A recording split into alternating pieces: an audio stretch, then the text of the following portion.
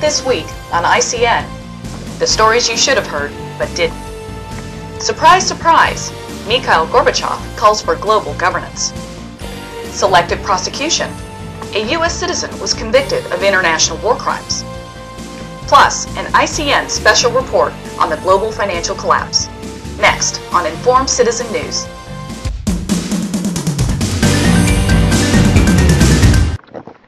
Hello and welcome to ICN, Informed Citizen News, January 4th, 2008. Once labeled as kooks, wackos, and paranoids, world government conspiracy theorists are seeing their nightmare take center stage in the press during the current financial collapse. This week, former Soviet Union leader Mikhail Gorbachev wrote an op-ed in the International Herald Tribune titled, "What's Next? A New International Agenda?" For those of you who don't know Gorbachev, he went from farm boy to Communist Party leader and ultimately head of state for the Soviet Union. He began his opinion piece by incorrectly stating that no one predicted the global financial crisis outbreak or its scale. To the contrary, many warned of the financial collapse. One person receiving a lot of press lately on his economic predictions is Peter Schiff. In a bit of irony, Businessweek just reprinted one of his articles from 2004. In this article, Peter Schiff laid out exactly how the financial implosion would occur. At the time, he was ridiculed and laughed at. No one's laughing at him now. Someone posted a YouTube video called "Peter Schiff Was Right." Check it out. It's tragically funny. Back to Gorbachev. He continues in his op-ed that all the current violence, unrest, piracy, and financial turmoil are to be blamed on the lack of global governance in a post-Cold War world. He ends his op-ed by claiming, such global governance would render the economy more rational and more humane. This is the most illogical conclusion one could have. Gorbachev is saying that even though each individual country is riddled with corruption, unresponsive to their citizens, and unable to manage their own economies effectively, that collectively, by creating a global government, the world and its economy would be more humane and rational. That's like expecting to hear a rational discussion from a meeting of mentally disturbed people. If history has taught us anything, it is a fact that the closer and more localized government is to the people, the more rational and responsive their actions. Every large government in history has failed. Gorbachev's piece this week is one example of a disturbing trend of global governance momentum in the press. In 1994, Congress passed a law that made it illegal for a U.S. citizen to commit torture or war crimes abroad. Emanuel Taylor, son of former Liberian President Charles Taylor, was the first to be tried under this law. He was convicted 2 months ago in a Miami federal court for committing torture and war crimes during his father's reign. It's no secret that our own government has waterboarded suspected terrorists.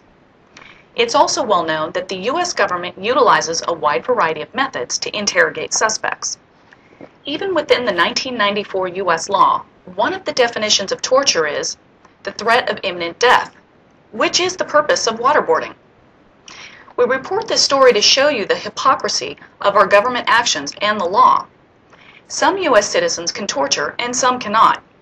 It's up to the political leanings of the prosecutors to decide who should be held accountable to the law. Sounds like an authoritarian government to us. Congress should either have the guts to make torture legal, or the law should equally apply to all, regardless of status, as it states in the 14th Amendment to the Constitution. Justice in the U.S. is certainly not blind.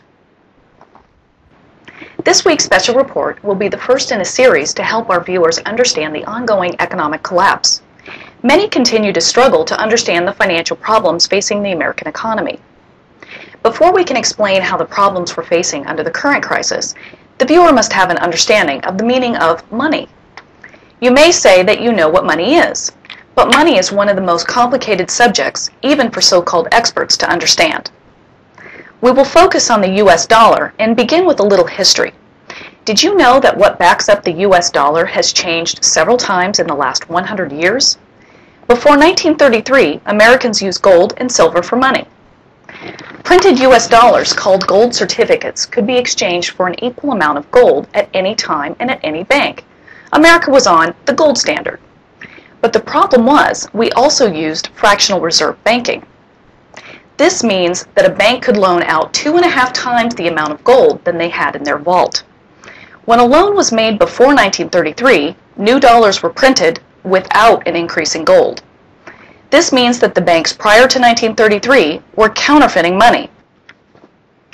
Because banks could loan out much more money than they had in gold, and they were allowed to print up gold certificates for these loans, there was no way that all dollars, known as gold certificates, could be exchanged for gold.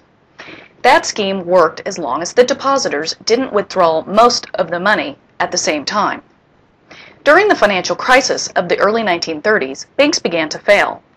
People were afraid and wanted to take money out of their bank, mostly in the form of gold, before it failed. This is called a run on the bank. Too many people, not enough gold. This problem kept snowballing. Thousands of banks had failed between 1929 and 1933. In March of 1933, President Roosevelt, just 3 weeks in office, closed every bank in the U.S. for 5 days. This was the notorious bank holiday. The fundamental problem was that there were more than twice as many gold certificates issued to Americans as there was gold in the banks. The President solved the problem by issuing Executive Order 6102 on April 5, 1933. Roosevelt claimed that the Trading with the Enemy Act, a law passed 15 years earlier during World War I, gave him authority to require all Americans and only Americans to turn in all of their gold and gold certificates to the nearest Federal Reserve branch. We'll ignore for now the fact that America was not at war in 1933, had no official enemies, and that the President has no authority to confiscate private property without due process. So what did Americans get in exchange for gold and gold certificates? They received the new Federal Reserve notes, essentially the printed money we use today. These dollars can only be exchanged for other dollars. After 1933, it was illegal for Americans to own gold. Foreign holders of U.S. dollars still could exchange their money directly for gold. The purpose was to maintain a gold standard for international trade. This too was a ticking time bomb, because gold, with fractional reserve banking, is unsustainable. By 1971, other countries held more U.S. dollars than the U.S. had in gold. Sound familiar? In '71, President Nixon shocked the world by taking the U.S. off the international gold standard. So not only could Americans no longer use gold for money, but foreign countries could no longer exchange U.S. dollars for gold. One could say that the U.S. went bankrupt in 1933 and again in 1971. In both cases, America could not meet its financial commitments and defaulted. Since 1971, America has been on a total and complete fiat currency. Our money is only money because the U.S. government says so. So how does this information relate to the current financial crisis? You have to understand how our money is created before you can understand how it is used or misused in the economy. When America was on the gold standard, it was harder to create money than it is today. One had to actually mine the gold and bring it into the money supply. With our current fiat monetary system, a bank only has to have a borrower and then punch a couple of keys on the computer to create new money. Today's financial crisis is related to how we create new money. So how is money created today? All money that we currently use today was loaned into existence. Excuse me? That's right. Every time someone takes out a loan, the money supply is increased. Every time someone pays off a loan, the money supply decreases. Since 1971, Americans have moved from saving money each year to where the annual average household saving is negative. Our financial system is based upon debt and borrowing money. When we borrow more money than we can pay back, then the whole global financial system is at risk of collapse. Witness the government's last-minute emergency management during the collapse of Bear Stearns, Merrill Lynch, and AIG this past year. If any of these companies were allowed to fail without intervention, then the global financial system would have ceased to function. At this point, we've now built a foundation of understanding what money is and how it's created. We are now ready to explain the run-up and causes of our current financial crisis. Look for ICN's next special report in the coming weeks.